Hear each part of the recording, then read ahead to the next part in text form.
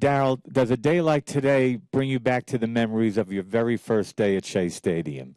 What was that memories of a young Darryl Strawberry showing up at Shea for the first time? Well, I was very nervous when I showed up to Shea Stadium at the age of 21. I had spent some time in spring training with the club and played well. And everybody thought I should make the team. A lot of the veteran players were thinking I should have made that team, but Frank was like, no, he's too young, and sent me back. And then a month later, he brought me back up. And, then the hype and the expectations was there. And there's a lot of people I need to, say thank you to today for being there to help me get through that process. And Jim Fry was the one that helped me get through that process. Had it not been for Jim Fry being there, and I was supposed to be at the ballpark early at 1 o'clock, and I didn't show up to 3 o'clock, and he got in my face.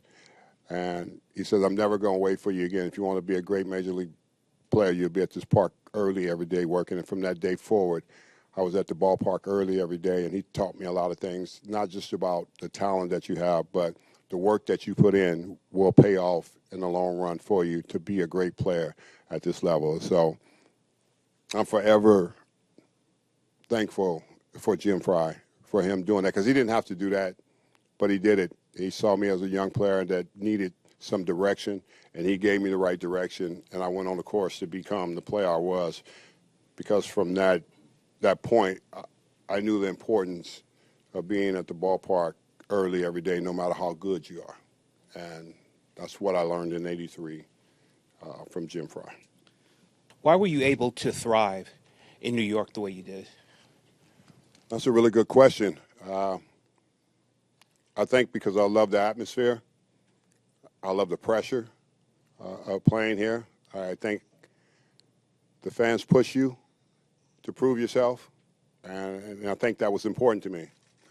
I know it's failures and it's going to be a part of it, but you have to fail to be successful. And if it was easy, I don't think I would have. If I was somewhere else playing, I don't think I would have turned out to be the player that I was. And I think that's why I was really successful at doing what I was doing.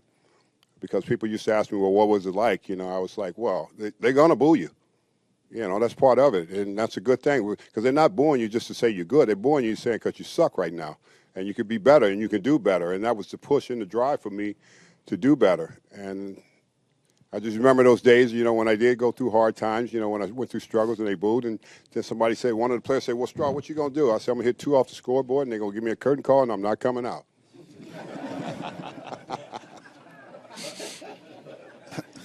And I didn't come out. I would go down in the tunnel after hitting the first one and go smoke me a cigarette. Because I had a little bit of craziness in me during those times, and it was fun. You have to have a little toughness and a little craziness in you to play in a town like this. And in those days in the 80s, that's what it was like. The fans were great, but also they were tough, and they allowed me to have tough skin and be able to get through all of that. You have said many times over the years that you regretted leaving the Mets as a free agent. Looking back, what was going on in your life that led you to that decision? Well, I think it was, the front office, a broken relationship with the front office, and them saying, well, he needs to put up a good season. You can't challenge a kid from the ghetto. Because that means nothing to us. That means I will show you, and that's what I had to do in that free agent year. I had to show him I could still play and put up a good season. After having a poor season the year before, that wasn't good for me, and that was my last year. So they wanted me to put up a good season. And once I put up the season that I had in '90, then they offered me like a 2-year deal, and that was it. I said goodbye. The relationship was over. It never had anything to do with the fans. It never had anything to do with the media. It had to do with the relationship with the front office. When you have a broken relationship with the front office, players do, and that happens a lot of times. Usually it comes to an end when that happens. And don't get me wrong, Frank Cashen was a great GM. He orchestrated those teams. He put us in a position to win. He put us in a place where we were able to be successful.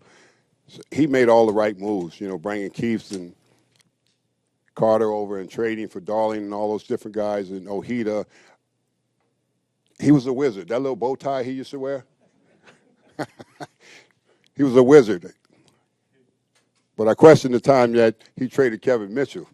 But it was just time to move on from the broken relationship with the front office. It never had anything to do with the players and the great players that I've had the chance to play with over here. Hojo, me and Hojo going 30-30 in the same season as a teammate. Nobody's ever done it. I mean, just the memories of the guys I played with. These guys here will always be special. Every last one of them, they know that. Franco, Doc, and El Cid. We should have used you in Game 7 in 1988, but nothing personal, Ronnie. But I'm just saying, I just love these guys. I mean, I love their personality. I love what they brought to the table. Just like myself, we all brought it to the table, and all these guys that I play with, Ronnie, Keith, Carter, all of them were gamers, and we were all for each other, and we had each other back, and that's what made us special. And I wish I would have never left this organization. I wish I would have never left. That is the biggest regret I will have for the rest of my life, is leaving here. It's just the memories that flow back today of why we're here. And what I mean by that is it's not just about me. It's about all these guys I played with and the guys I played against. That's what baseball is all about. Baseball is one big family.